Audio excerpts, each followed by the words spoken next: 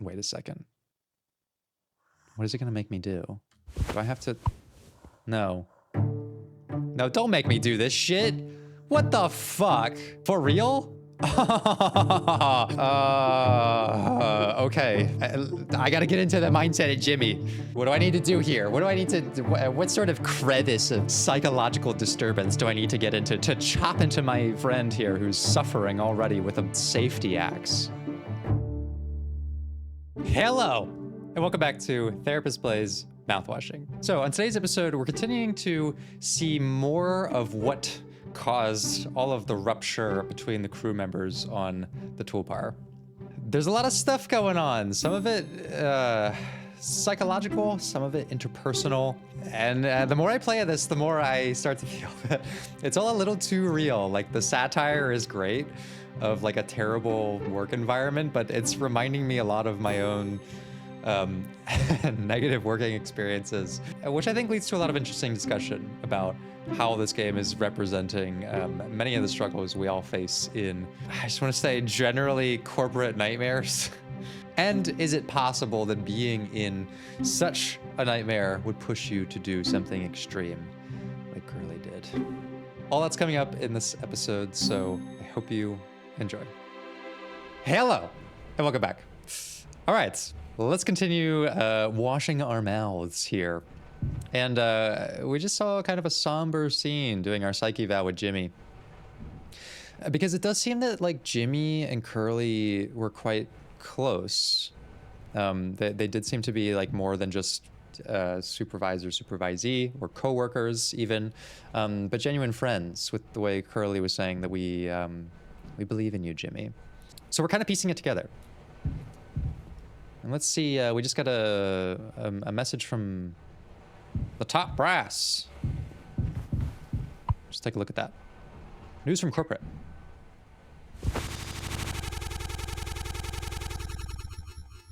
Oh, okay. Maybe we're seeing another time change. Ah. Are we back in the cargo room? Are we Jimmy? Or is this another nightmare? I'm gonna guess nightmare. Okay. What we got here?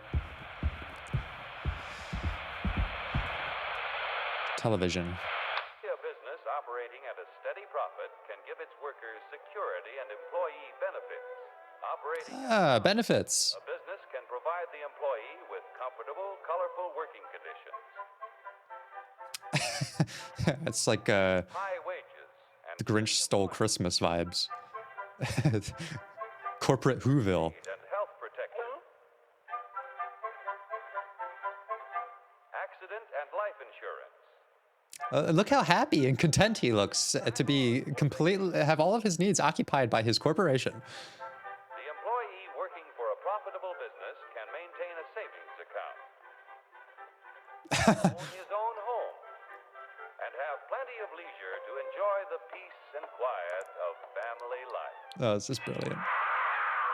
When investors receive a business operating at a steady profit can give its workers security. Oh my god, this is brilliant. Okay. Dead channel. No, not a dead channel. This one doesn't look as fun as Whoville. What are they doing?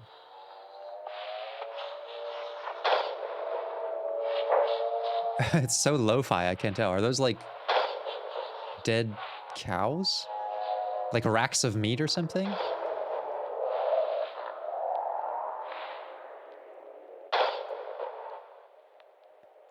Okay. Hurry, step right up, folks. Here's the answer to your problems. Dr. Utopia's sensational new discovery, ISM. Ism. ISM will cure any ailment of the body politic. It's A cure-all. Surely not snake oil. the contents of this bottle. You'll have the bountiful benefit of higher wages, shorter hours, and security. Oh, it's for labor. Enormous profits, no strikes. Remember, you're the big boss. Yep. Worry about votes, name your own salary. Bigger crops, lower cost. Why, ISM even makes the weather perfect every day. Okay. So like I love this as like a way of seeing what part of the world outside of what we're gonna see in the game, which is really probably just the spaceship. But the whole universe has become a fucking corporate nightmare. Oh, that's just a skeleton, man. That's just a dancing skeleton. That's what that is. I mean, I could watch this all day. Okay. Dragon breath.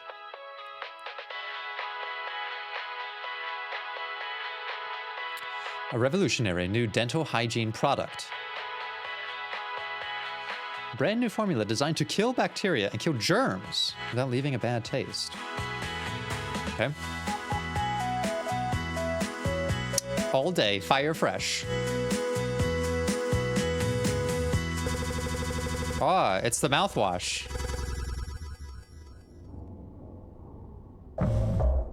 Two months after the crash. Okay, now we're back in the, like, furthest we've seen so far. This is mouthwash? Wait, that's what we're transporting? Unfucking believable. Yeah, I agree. What? There's got to be an ocean of this stuff in here. This room looks freaking endless. This is what they'd have 5 people hauling for over a year? All of this? For mouthwash? Oh my god, that's perfect. It's it's just like so inconsequential to anything else, and you're all risking your lives for it. You've almost died for this. For 99.9 effectiveness at killing bacteria. I mean, that sounds like it's worth it to me. The sugar content probably offsets any potential as a disinfectant. Disinfectant? What do you... Let me see that. 14% ethanol. Ha! I suppose we'll smell good at least? That's right, kiddo. You can bet your ass on that. What are you doing? Stop that. Oh, he's just straight up gonna down it. Oh, shut up. I'm just an old codger taking care of his dental hygiene. You hear that? That's the sound of 15 years of sobriety popping like a cyst. A glorious, magnificent, red-hot cyst. Good riddance and cheers. Ooh, that's a nice little bit of character writing to let us know that Swansea is he's gotten himself sober over the years. And he's in such a stressed state of mind right now that he's pushing himself back over that line, if only to make himself feel a little bit in control of what feels like a very uncontrollable situation. To Captain Curly, hear, hear. Guess anyone could get seriously blasted off of this stuff. Yeah, that's the thing. Like, everyone here is like, they fucking hate Curly right now. They've had to completely redefine their idea of him because they have no idea why he would do something like that, and we still don't either. Whether it was like something internal, like Curly seriously had some stuff going on, it seems. But I still suspect there's a bigger mystery at play. Yeah, and kill you in the process. Okay, Jimmy, this is your time to shine, to really lift the crew out of their like depressed hopelessness. This is a moment for you to like turn this into a win. Okay, we got into the cargo hold. We learned something. We've got new information. We're better off now than we were, you know, a month ago when the crash had just happened. How are you going to isolate that fact and deliver that news to our crew here? This can't be real. There's just no way. Now we can go out in style. Daisuke, come here. Anyone ever teach you how to drink like a man? Oh. So we're just fucked. 6 days before the crash. Okay. So we won't get to see Jimmy's leadership bear out just yet. Oh, what is this? Break the news. I need to tell them.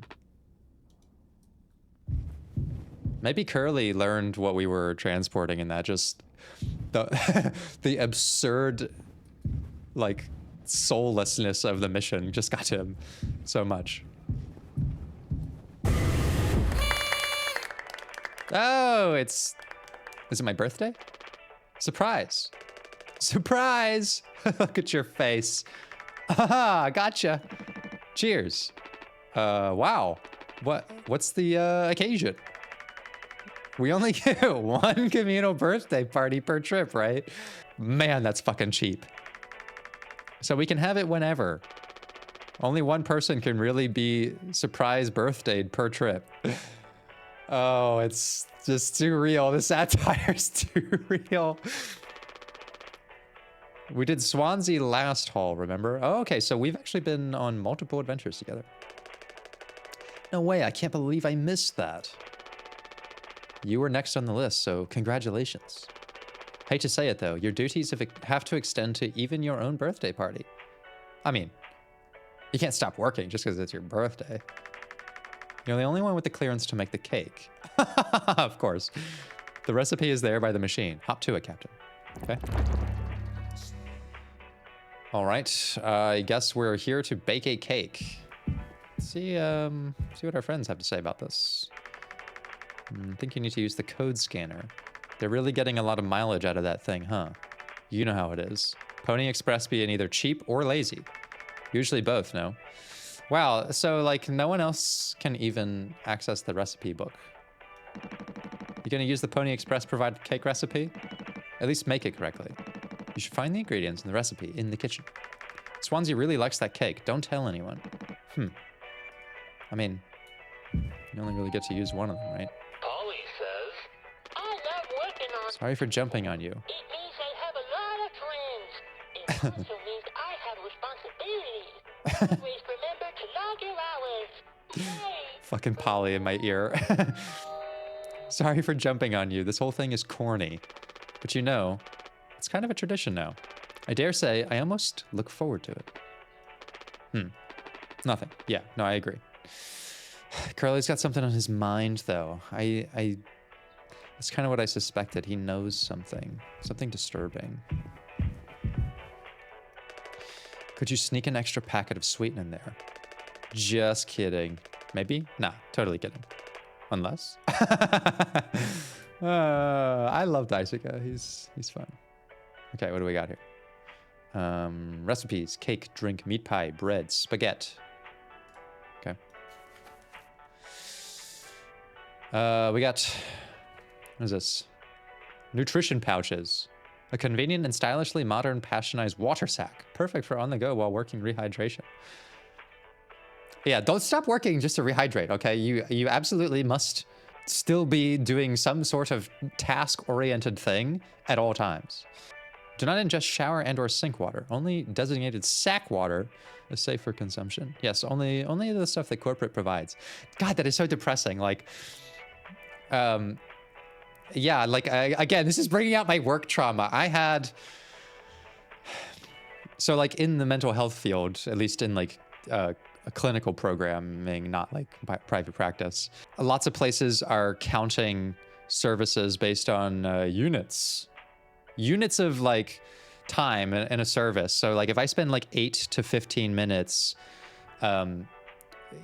doing something, whether I'm having a conversation with a client or whatever, that's like, let's say it's 1 unit. I don't know exactly what it is. It's different per provider and whatever else, right? So it doesn't really matter. But like, and then let's say 15 to 30 is a certain other amount of units. Let's say that's like 2. And it goes up to like, you know, a certain amount, like, I don't know, 60 or 90, whatever it is, right? Like upper increments. And like, these are billable units. They're just a way of quantifying how much work you did, basically. Past employers of mine would mandate that you accumulate a certain amount of units per day to report on, right? Like you have to you have to turn in 15 clinical units by the end of your workday. And so what that meant was that like the only way to quantify to get this number so that I was not in trouble by the end of the day was to do like back-to-back sessions that looked something like this, right?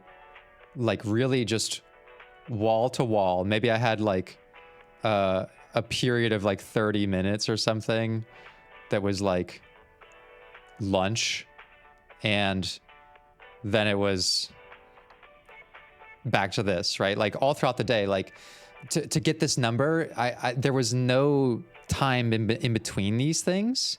And so like, what does this incentivize? First of all, working in mental health, like it doesn't incentivize me to focus on the quality of my treatment. Like if I'm like 45 minutes into a session with someone and I'm like, oh, you know, we're really having a breakthrough here, or this person is having like a really strong emotional moment. If I don't, I have to be like, oh, well, we only have 15 minutes left because like I have to get to my next service. Otherwise I won't be able to turn in my units by the end of the day. And so like it would incentivize you to really be less present with the person that you're working with. Like this is not the model for healthy delivery of like therapeutic services. One, just because like I have to finish that session with at least a little bit of time. It takes me some time to wrap up that session in a complete way, summarize what we did, connect with the person, talk about what we're going to do again. So maybe that's like 30 to 45 minutes of actual session time, and the other 15 has to be for like wrapping up. And then like the second they leave, I have to be like another person in my office. So I have to like, I can't just like go, I have to go find them. They're in the clinic somewhere. Someone usually stops me on the way, asks me a question. And so now I'm late to this service, and like it just creates like urgency, and is such a bad model. Tons of places do this. It's complete garbage. Thankfully I'm not working under that structure anymore. And the other thing that it really did that was terrible was it made me like isolated from any kind of clinical collaboration.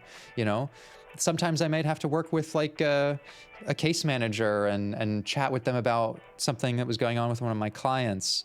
I might want to talk to the admissions team about something. I might want to like just, you know, have any kind of dialogue with people I work with. But when I'm like wall to wall doing services, so I get that magic number to turn into my boss at the end of the day, there is no organic conversations. There is no like, hey Brady, I want to tell you something great that your client accomplished. Sorry, I don't have time. I have to go get more units. Like this was horrible, horrible, horrible, horrible conditions to work in. Like it would really mean that I had to use my lunch time that I'm supposed to be like taking a little bit of a break to actually go and like do the organic sort of like collaborative work that should be taking place between these services, right? And it just mean I was like burnt out by the end of the day. I would come in at 8, I would leave at like, 4, and I wouldn't see anyone. I had to be in my office from exactly this amount of time, right? Like, and I never felt like I was really making good progress on any of the cases because I just was always thinking more about what was coming next. And so this... And so when I read something like, you need water sacks for on-the-go hydration, I'm like, oh my fucking God, my prior employers would have loved this.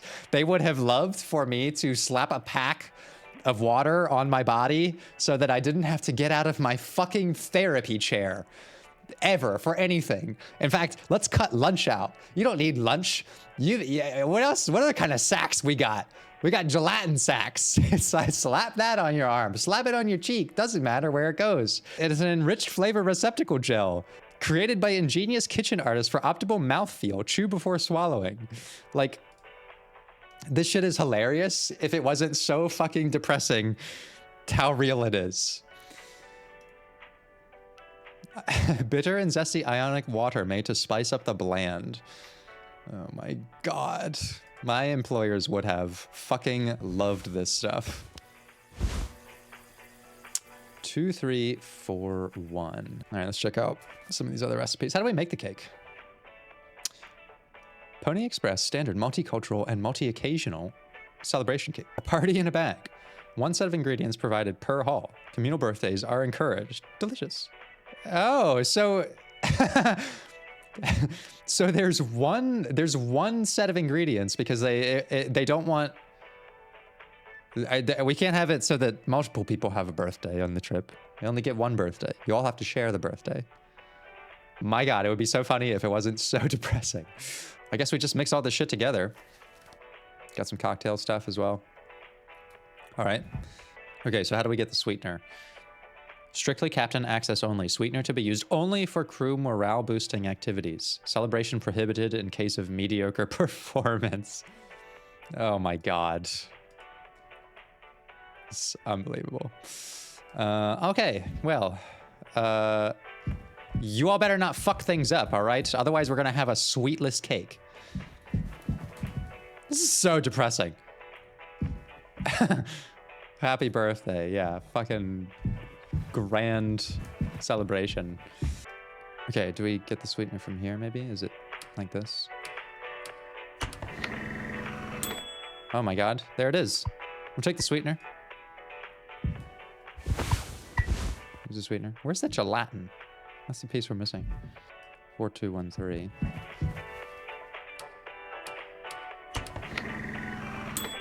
There it is.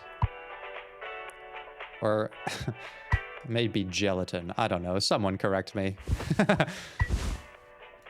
What do you mean I can't use this here? Okay. Okay, looks like I actually have to follow the instructions. So we need to mix the water and the gelatin. And then that gives us a cake base, and that gives us the sweetener. They really shouldn't have put me in charge of this. I don't really know what I'm doing. Oh, there we go. There's a cake. Now I can use the sweetener.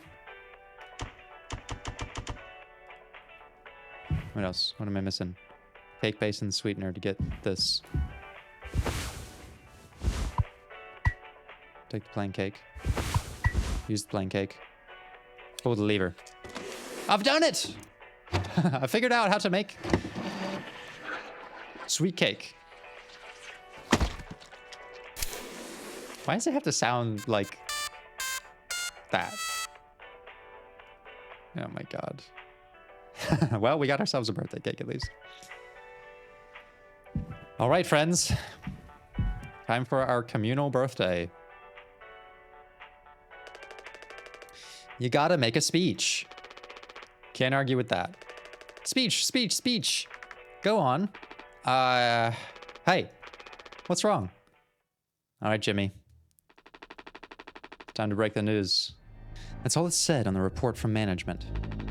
We will receive the paycheck for this delivery. I don't know any more than that. Pony Express finally kicking the bucket, huh? What a joke. And we're the punchline. Wait, what? Pony Express is going out of business? Oh, but we're still getting paid. I don't have any savings. They can't just do this, right? Pony Express was one of the last manned crew freighter companies. Oh, maybe everyone else is like using drones. The writing's been on the wall for a long time. When did they tell you? Earlier this week. I was instructed to wait until we're closer to the whole destination, but I can't keep something like this from you all. So I guess we got what you wanted, without the guilt. Oh, this is Jimmy's starting to see some of the cracks forming between us and Jimmy here.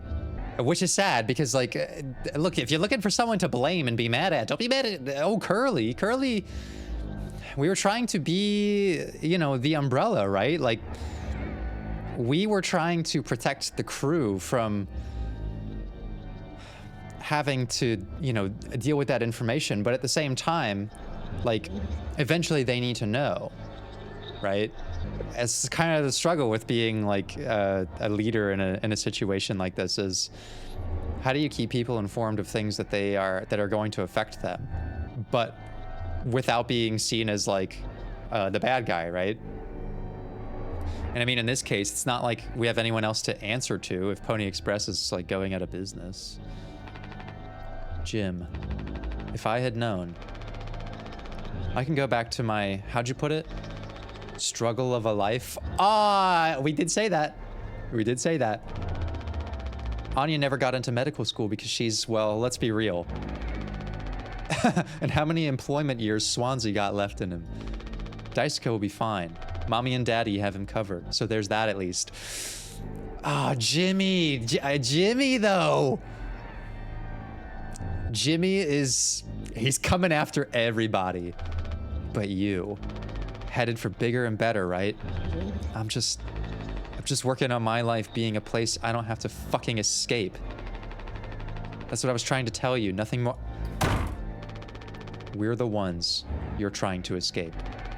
Leave the dirt behind now that your boots are clean. It's not what I meant. It is what you meant. You just couldn't frame it to yourself in a way that kept you as the hero. Abandon the crew, but remain the model captain. Oh, Jimmy. I can't deny that the framing of the situation makes Jimmy look like he's very justified in what he's saying. But we have a little bit more insight into how Curly feels, that this is not how he feels, right? Like, he didn't keep that information from them to take advantage. He did it because he just didn't know how to fucking break it to them. And he was supposed to wait, but he actually decided to do it sooner. Ah, oh, fuck, I feel for Curly. Unbelievable. What am I supposed to do? Let's have some fucking cake, huh? Props to the Twilight Cruise of the Tulpar. Props to our captain and his new prospects. I guess Jimmy's assuming that we're getting a promotion from this. Maybe we are. Yeah, this is not feeling as fun as it was a moment ago. All right. I guess I'll cut the cake. I'll take the knife. I'll take the pristine blade, as it were. Okay. What am I doing? Oh, I guess I'm chopping it.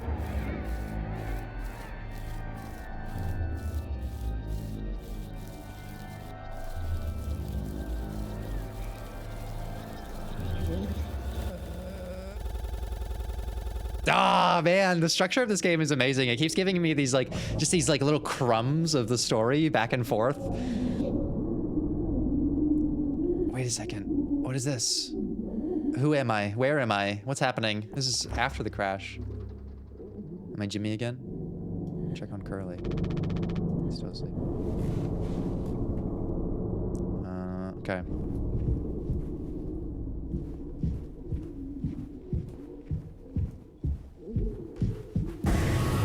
Let's see. Yeah, medical. We're looking for Curly.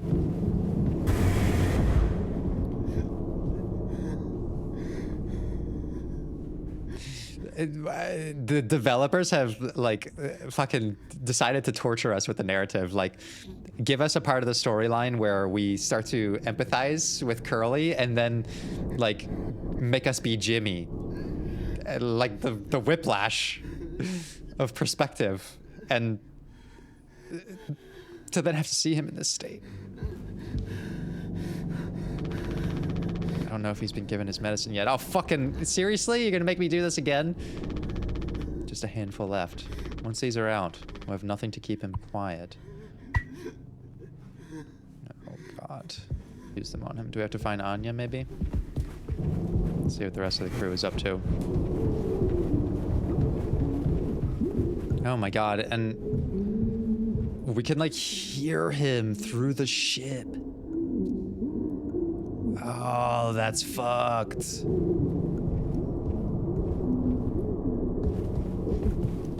That's gonna make this so much harder when we run out of pills. Oh, here they are. No, I understand completely. If that's how it has to be. Oh, it's you. Jimmy! Not able to sleep either. It's nighttime. Why are you talking this late? Anya, are you crying? No, don't worry. I'm okay. We all need to keep it together. Yeah, it's easy for you to say. Jimmy? Oh, I'm keeping it together. Don't you worry, Captain. He's making noises again. Did you give him his meds before, Anya? No, I must have slipped my mind.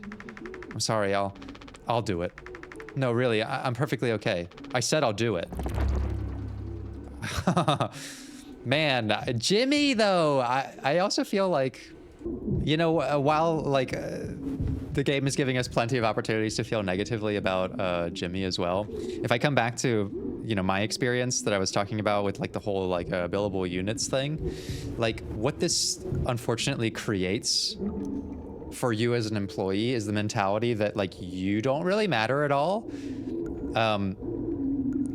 Your work matters, sort of, but not really, like, the fact that you did it. Like, when I turn in 15 units of clinical services, they're being seen the same way as, like, you know, Daisuka's 15 units of work, right? Like, that doesn't make me feel like an individual with any sort of agency. It doesn't make me feel like my specialty in a certain area of therapy is, like, relevant. Like, it makes me feel like,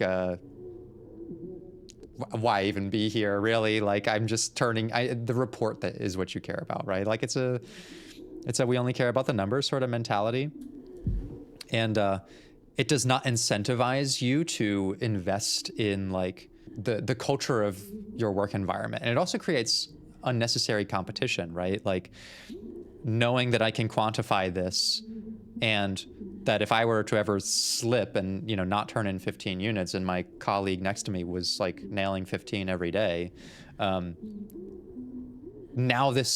I know that, like, at the end of the day, my boss is looking over this, is like, Brady's not doing as well as Daisuka. And, like, it could have nothing to do with, like, the quality of my work. It could have been that I spent, you know, 5 minutes talking to a client, you know, who just had someone pass away, and they really just needed a moment to kind of process that. And it wasn't a part of, like, a bigger service, right? Or whatever. Or maybe, like, there would be times where, like, my boss would call me and talk to me for 15 minutes about something.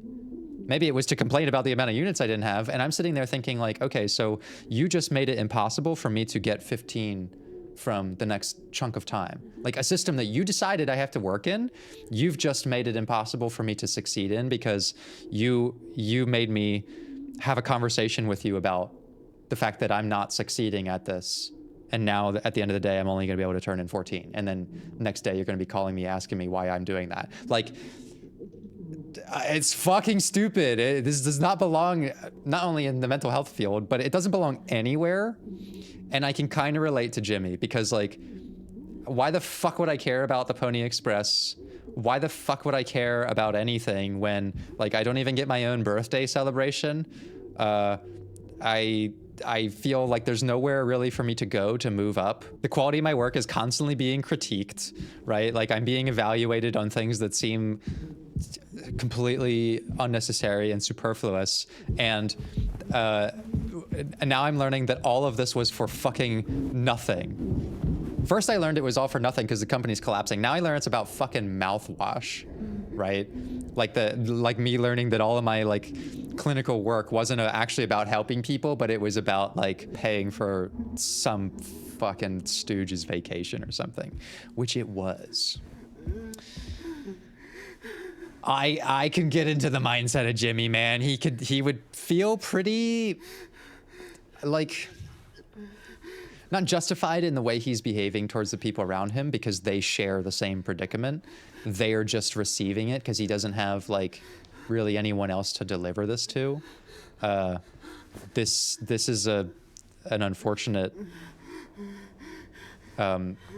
psychological phenomenon called displacement. I'm gonna just walk away from Curly for a second, because I really don't want to listen to that if I don't have to while I explain this. But it's displacement, right? It's like when you have an emotion and there's a target for that emotion, but the target is unavailable or you can't deliver it to that target. Like, let's say being mad at your boss, me being mad at my boss for the stupid evaluation for the units, like, you know, if I was going to get in trouble for that and I felt like that was not a safe target for that anger, what we tend to do is we displace it to what feels like a safer or more accessible target, right? And unfortunately, that's often people around you. And Jimmy, like, the target is what? The Pony Express? They're gone. You can't really do anything about that. The target could be Curly. He's kind of working that out. He wants to get rid of him. But what's a safer and more accessible target for all of this, like, pretty justified frustration is unfortunately the people around him, because they have the same problem. Like, they also are experiencing the same thing. So while I can't blame him for this, I can blame him for how he's working it out, right? But it is unfortunate. It does happen a lot in, like, workplace. Okay, I guess we're gonna have to do this again. Oh my God, let's get this over with. Come on, stop with the noise. Jimmy! Oh, Jimmy. Damn it. I know what everyone else is thinking. The way they look at me. What could I even say? And then, what would she do? Damn it! Here we are now, me in the driver's seat. Thanks for that. Yeah, blames Curly for this. Even though this is kind of what you wanted, Jimmy. It's kind of what you wanted, although not like this. Open up. I hope these make you feel fucking better.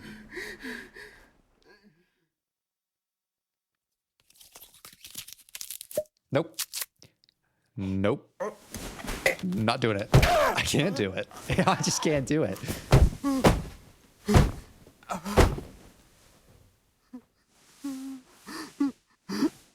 No, but I should hear it. I should hear it for the...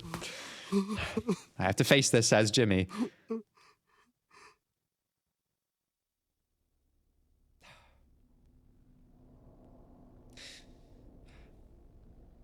Doesn't make it any easier, does it? Yeah, this is some classic displacement. Like, the things that Jimmy is, like, very justified for being angry at are, like, the situation, the Pony Express, the corporate overlords, the idea of, like, corporate structuring, and, like, all these things. But unfortunately, like, the target that he's going after, these are all, like, pretty abstract things. It's very hard for us to work out our emotion on, like, abstractions. So we tend to just work it out on people around us. Maybe we take it home and we yell at our friends and we yell at our loved ones and our wives and husbands and our animals. And you do see this a lot. We get mad at concepts and we take it out on people. Okay. Where are we jumping to now?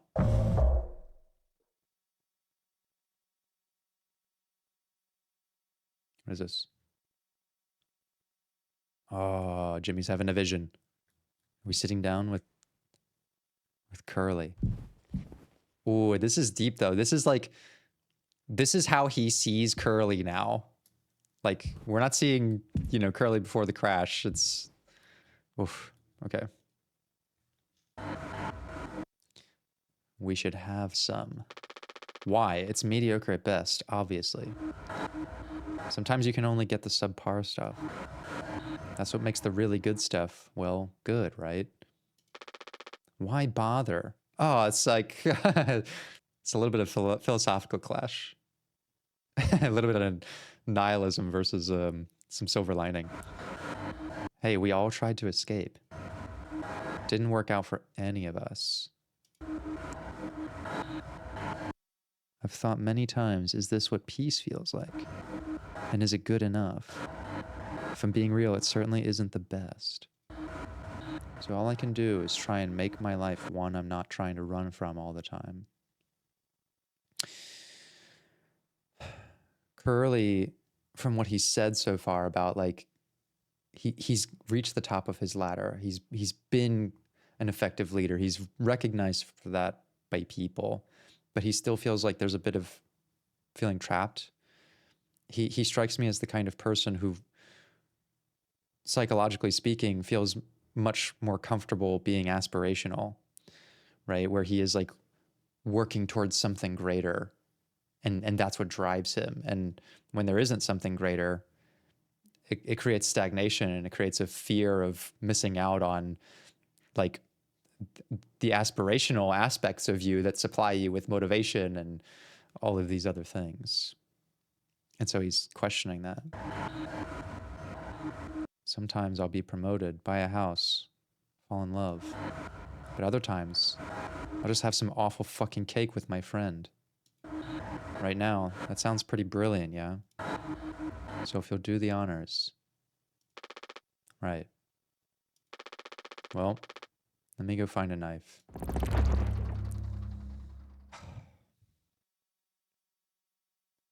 This is like, as like one of the storylines going on, the whole like workplace culture, misery, satire stuff is one thing, but the emotional core for me seems, the thing that's affecting me more is like the breakdown of this friendship.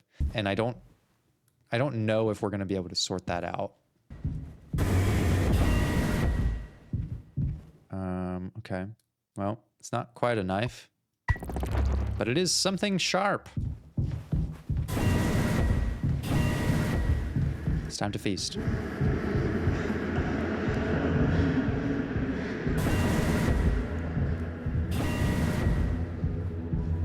I need the sweet relief of that artificial sweetener.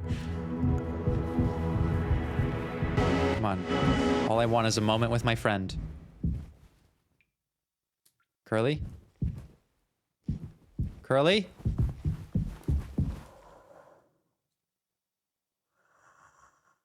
And to come back and know that we're not going to get that moment. This is our relationship right now. Wait a second. What is it going to make me do? Do I have to... No. No, don't make me do this shit. What the fuck? For real? Okay.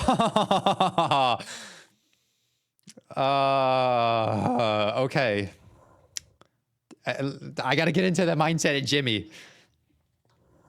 What do I need to do here? What do I need to do? What sort of crevice of psychological disturbance do I need to get into to chop into my fucking friend here who's suffering already with a fucking safety axe? I guess I have to access my own work trauma. All those units they made me turn in. all that rushed, urgent feeling. Stop seeing people as those I was helping. I just saw them as all units. It's just units. They're just numbers now coming in, going out. I'm not doing therapy. I'm not serving people anymore. I'm just handing in reports. The most important thing I do at the end of the day is document my time and send it in as an email. That's when I get the real relief. That's when I know that I'm free at the end of the day to return to my own miserable life, is when I've signed off my 15 fucking units to my corporate fucking overlords. That's what I do. Oh, shit.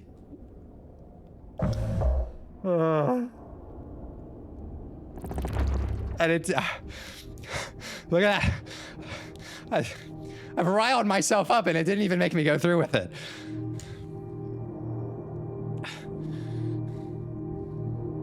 Fuck. I think I'm gonna have to pause here. The things I do for this roleplay.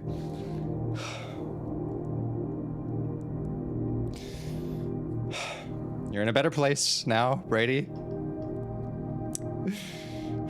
You work in a calm environment with people who trust you and value you and your experience, and when people want you to feel that your skills matter and that you can be unique, it's not because they're trying to make you compete with people around you, but to elevate them and to add value to their experience, that they have a unique perspective that they can learn from. That's where you are now. Just remember that. Remember it does matter. And try to use those past horrible experiences as evidence that you developed real values there.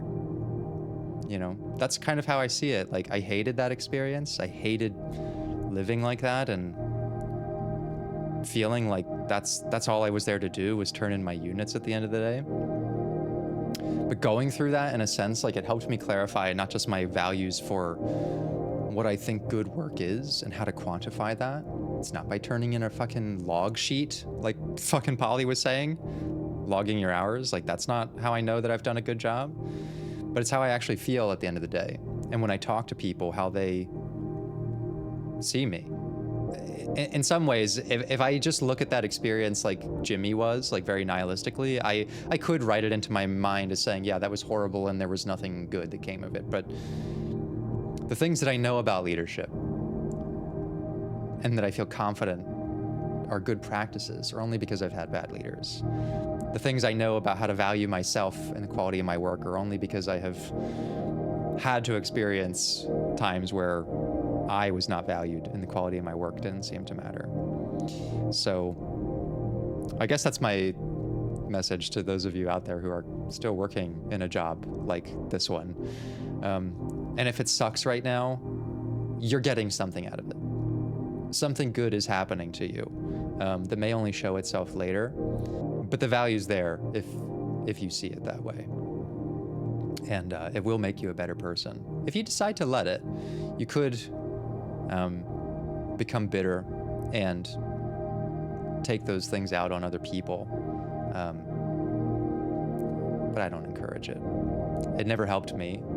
And the only thing that's actually gotten me to a place where I feel valued and to positions where I've been able to make some meaningful change is not by getting attached to that bitterness, but trying to learn from it. Well, I think that's where we're going to pause things for now. The series is doing something to me. It's making me relive some things that, you know, like I said, I've mostly moved on from, but they are valuable resources to access in my mind when I need to remind myself what matters to me. And how to make people around me feel like they matter too. So I hope you enjoyed this second little chapter. I'm excited to see where we go from here. Until next time, I'll see you soon. Take care.